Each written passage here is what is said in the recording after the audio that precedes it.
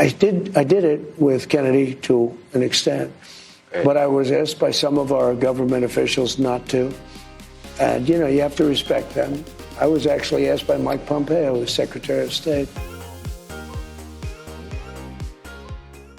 Last night, Fox News Channel, Donald Trump sits with Sean Hannity for an exclusive two-part interview right from the Oval Office. Part 2 will be tonight. Part 1 was last night, but we got a lot of information out of Part 1, especially this little exchange about Trump's promise to release the JFK assassination files. You stated that you will release the files, all of the files, as it relates to the JFK assassination. And by the way, this is his desk. Yeah, that's right. This is where John Kennedy, little That's John a Kennedy. movable door. Yeah. It's a little door there. That's where John was. John, yeah. And RFK, and also Martin Luther King Jr., and that you will be transparent. This was going to happen in the first So many term. people have asked me to do that. And I did it with Kennedy to an extent, but I was asked by some of our government officials not to. And, you know, you have to respect them. I was actually asked by Mike Pompeo, who was Secretary of State, not to. And I felt he knew something that maybe, you know, when he asks you not to, you sort of say, why? And he felt that it was just not a good time to release them. And you might ask him why. Maybe he'll deny that even. But he did. He asked me. And some others also, though. They didn't want the Kennedy stuff released. And they're professionals, and I respect them. And they're working for me and the country. They're working for the country. And so I didn't release. But I'm going to release them immediately upon getting. We're going to see the information. We're looking at it right now. Okay, that's all very interesting. Not so much in that he revealed anything about the JFK assassination papers, but the fact that it was held up in his first term by people like this guy, Mike Pompeo, former Secretary of State. Graduated first in his class from West Point, was an officer in the United States Army, then ran for Congress from Kansas. He's actually from Orange County, California, by the way, was born in Orange County and then moved to Kansas and then became a congressman representing Kansas in the House of Representatives. Before he was Secretary of State for Donald Trump, he was the CIA director. Remember that? It was only about 7, 8, 9 months, I think. And then he was moved from CIA to the State Department. State Department and CIA, by the way, around the world work very much hand in glove with each other. So there's a good transition there between CIA and State Department. But the key here is that as director of CIA and as Secretary of State, clearly he had a pretty good working knowledge of a whole lot of America's secrets. And according to Donald Trump, he was one of the key people imploring him not to release the papers on the assassination of John F. Kennedy. And here's the thing. If there's nothing for the government to hide 70 years after the fact, by continuing to keep these things hidden, it makes it look like the government has something to hide. And if the government does have something to hide 70 years later about whatever role they may or may not have had in the assassination of the President of the United States, well, damn it, we should see that. We deserve to know about it. We've learned a lot of terrible things that our government has done, from the Tuskegee experiments to horrific things in the 19th century to the COVID-19 pandemic. You don't have to go too far back in history, and the censorship of Americans and the attack on people's freedoms. We're big boys and girls. And by the way, we're paying for this thing. We bought those papers. Those JFK papers that the government is sitting on right now didn't just kind of come from out of the blue. The paper was literally bought with our tax dollars, and the person who typed them back in the day was paid for by us. They're ours. Let us see them. Please explain the national security implications. Think about, what is it they're hiding that they're afraid to reveal because it might have problems with our current foreign policies? It was the United States of America in 1963. The Soviet Union, our major adversary, they're gone. There is no Soviet Union anymore.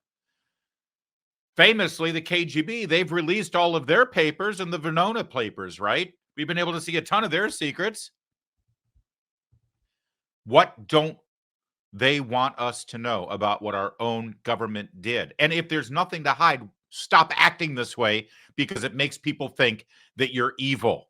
The best way to keep people from thinking that the government is hiding evil secrets about what they've done to us is to stop hiding things from us. And why Mike Pompeo was the person who led the charge on this, according to Donald Trump, well, that's a bit of a head scratcher. By the way, President Trump also has revoked Mike Pompeo's security detail. And also, I believe he still has his clearance, though, right?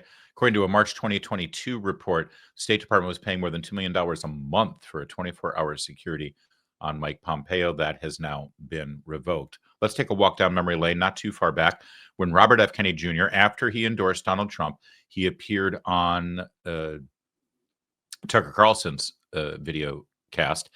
And the question of the assassination papers, as well as Mike Pompeo himself, well, the topics came up in the conversation. Let's remember this, shall we? You know, in your joint appearance on Friday, President Trump introduced you by saying that he plans to, if elected, establish a commission to declassify the remaining documents around your uncle's murder in 1963. Yeah. And I think everyone at this point knows the truth, which is the CIA is implicated in that. Those documents protect CIA, maybe among others. Well, whether they do or not, I mean, it's odd that they've not allowed them to be released. Because What could possibly be the more explanation? than 60 years after my uncle's death, almost 65 years, 62 years after his death.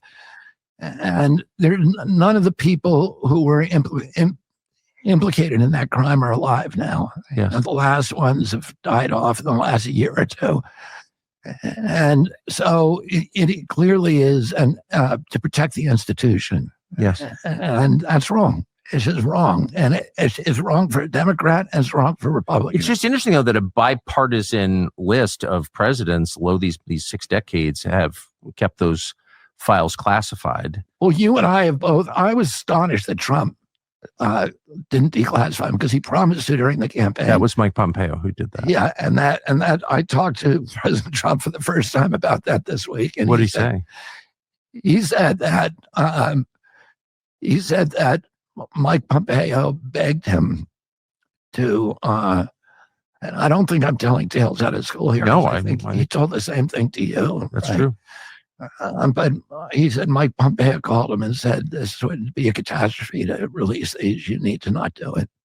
And that, I want to say again, I think Mike Pompeo is a criminal. So that's my view. He's threatened to sue me for saying that, but I hope he will, because it's true.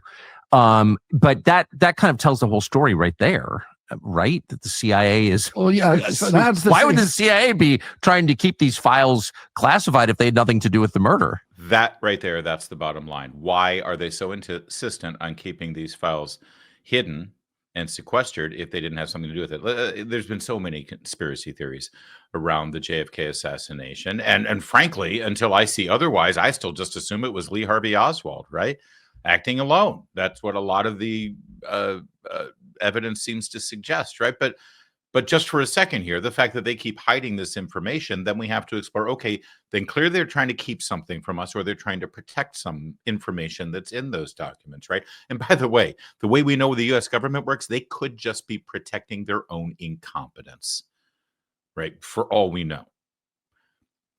But all of the theories around the assassination of John F. Kennedy revolve around either Oswald acting alone or the Soviets working through communists in Cuba, right? Or mobsters who are associated with the mafia, who were angry at the Kennedys for going after the mob, or extreme right. They tried to throw this one out there back then, but to remind you, tell me about how everything old is new again, and how the left, the liberals, the media at the very beginning, they said, oh, it was extreme right wingers. It was those crazy right wingers in Dallas who hate Democrats and hate Kennedy. And it was the right wingers who were involved in the Bay of Pigs who were angry that Kennedy didn't follow up and try to overthrow Castro. So they tried that one. So, but let's throw it out there. Maybe it's the right wingers that were part of it. Or the other theory is it's the CIA. The bottom line is, who are they protected by not releasing this? And why don't they treat us like big boys and girls, that we can handle this? We can handle it. You know what we can't handle? Lies. We can't handle cover-ups. We can't handle you trying to protect us from the truth that we paid for. It's ours. Let us see them. Tucker Carlson just said that Mike Pompeo is a criminal. He thinks he's a criminal and he's okay getting sued. By the way, that's Tucker Carlson's opinion, not mine. I don't know enough about Mike Pompeo to say that one way or the other, but we wanted to report so you can decide.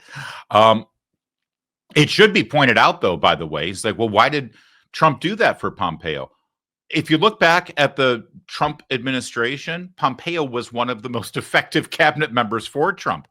He did a very good job on the world stage. He helped work with Latin American countries. He helped work with the Abraham Accords, and he was pretty damn loyal to Trump right up until the end.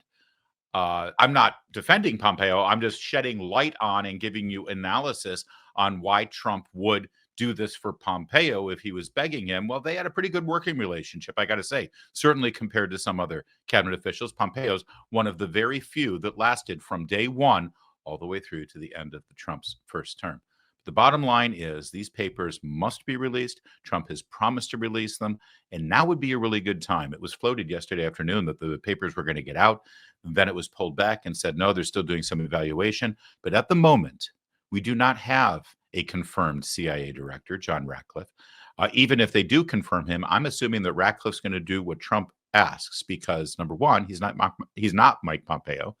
Number two, he was a very loyal and good director of national intelligence when he worked for Trump the first time around. And number three, Trump's the president. And he ran saying he was going to do this. And so maybe I'm naive. It's a humble little suggestion. But I think if the president who said he was going to do something when he ran for election and then won the election and everyone working in his cabinet only have their jobs because he won that election, if he says, let's do something, maybe it's me. I think they should do it. Increased tariffs on our trade partners. It's in the works right now. Tax cuts, working on it in the House. Regulation changes already in the works. You've got to learn why gold is a viable diversification tactic right now more than ever.